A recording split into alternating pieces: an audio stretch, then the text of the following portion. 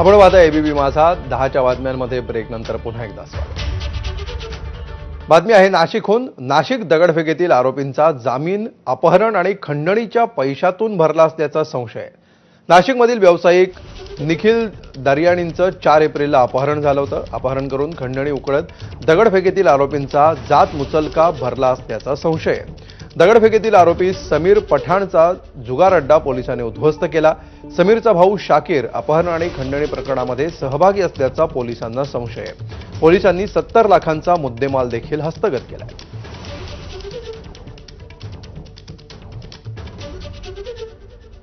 आणि या बातमीसोबतच 10च्या बातम्यांमध्ये आम्ही इथेच थांबतो आहोत।